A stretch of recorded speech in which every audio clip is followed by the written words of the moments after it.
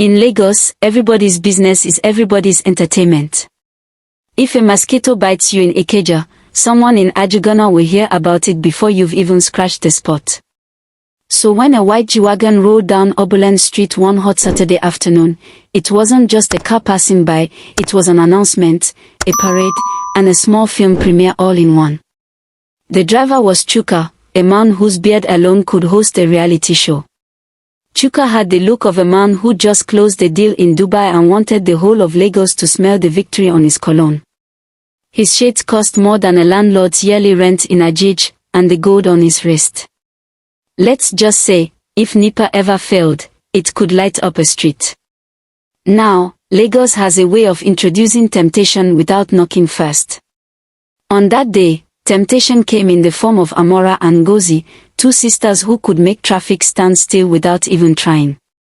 Amara, the elder, had the kind of body Lagos Instagram influencers write long captions about. She was wearing a white crop top so small it could pass as a handkerchief and shorts that made strangers forget their PIN numbers. Her younger sister Ngozi had a softer look, but with eyes that were sharper than a tailor's needle, the type that could see through a man's wallet before he opened his mouth. They were standing by a roadside boutique, sipping buttered zobo, when Chuka's G-Wagon slowed down. The car purred like it had just come from a spa. Chuka rolled down the window. "Afternoon, ladies," he said, his voice carrying the confidence of a man who never pays full price for anything except bragging rights. Amara smiled the way a cat does when it sees milk. Ngozi just folded her arms and watched. "Afternoon, Oga," Amara replied. "Nice car you have there." Chuka smirked. He'd heard those exact words many times. In fact, if he had a naira for every time a Lagos girl said nice car, he could probably buy another G-Wagon. "Thank you," he said. "You ladies look like you could use some air conditioning. Hop in."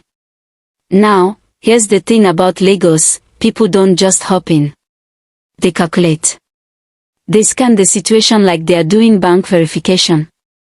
Ngozi gave Amara a side eye that said, "Don't enter any man's car you just met." But Amara's mind was already calculating the Instagram story she would post with the caption, "God is good." Still, Ngozi was cautious. "Where are you going, Oga?" she asked. Chuka smiled. "Wherever you want. Island, mainland, Dubai. I'm a flexible man." That was all Amara needed to hear. She slid into the front seat with the elegance of a queen boarding her chariot. Ngozi reluctantly followed, not because she trusted Chuka, but because Lagos traffic is easier to face from inside a luxury car. As they drove off, the street watched them disappear, and old Mama Iriti, the Akara seller, shook her head. She'd seen this movie before. And in Lagos, such movies usually end with tears, police, or both.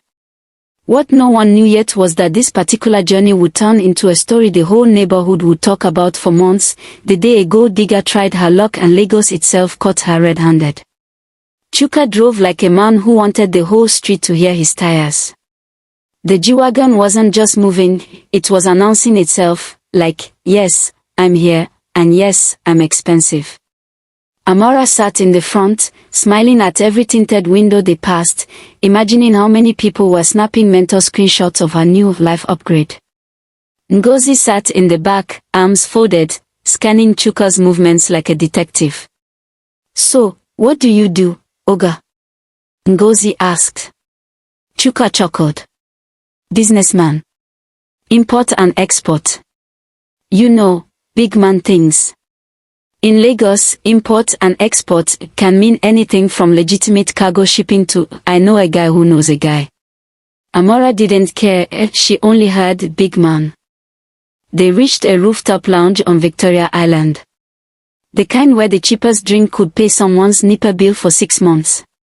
Waiters in bow ties floated around like ghosts, and the air smelled of perfume, grilled fish, and ambition. Chuka ordered champagne before anyone had opened the menu. Amara's eyes widened, the bottle cost more than her monthly rent. She took a sip like she was born in Monaco, even though last week she was still buying suyo on credit. Ngozi sipped malt and kept quiet. So tell me, Amara, Chuka said, leaning forward. What's your dream? Amara smiled. I want to start a fashion brand, travel the world, maybe live in Dubai. Ngozi nearly choked on her drink. Just this morning, Amara's dream was to buy a ring light for her makeup TikTok. Chuka nodded like a man who enjoyed hearing expensive dreams. That's good. Dreams are important. And dreams need investors. That was the hook. Amara took the bait. Her eyes glowed. Over the next hour, Chuka painted pictures of a luxurious life, shopping in Paris, weekends in Zanzibar, and a penthouse in Banana Island. He spoke with the confidence of a man who had the keys to every door in Lagos. Amara, drunk on champagne and promises, didn't notice Ngozi's warnings.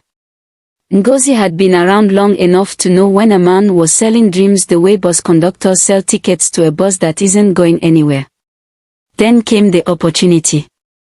Chuka leaned back, lowered his voice, and said, "There's this little investment, short-term, quick returns. You put in 500,000 Nigerian nairas, you get 1.5 million Nigerian nairas in 2 weeks. But it's for serious people only." Amara's mind started racing. 1.5 million Nigerian nairas. That was the kind of money that could change her Instagram bio to girl boss. She didn't have the money, but she knew who might, a certain older admirer in Lekki who always sent her urgent 2K without question.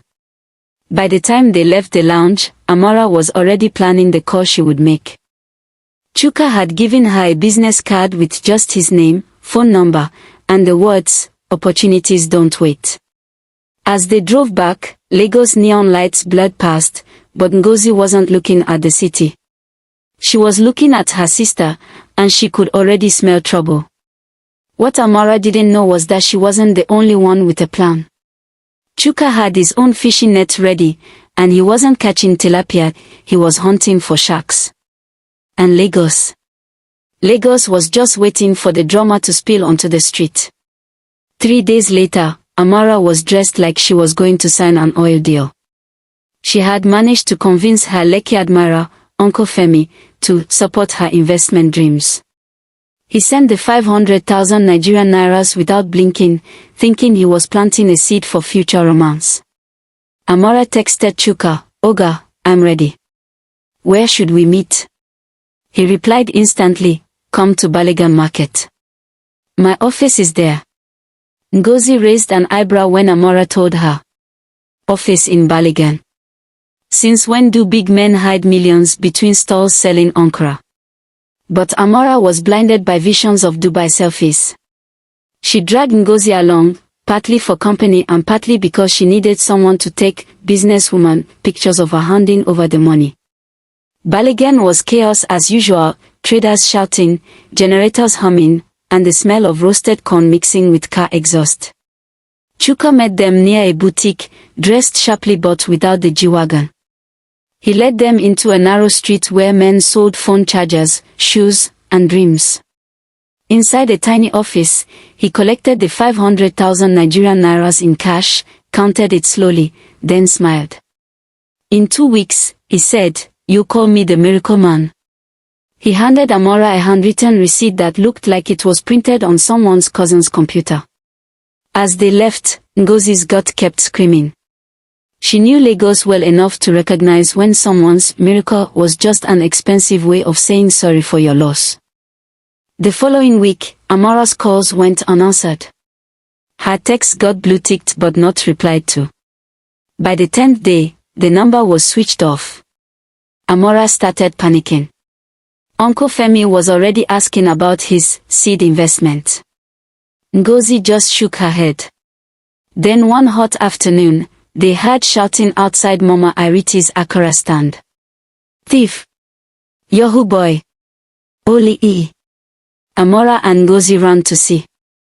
There, surrounded by a crowd, was Chuka, only this time, he wasn't wearing designer clothes or dark shades.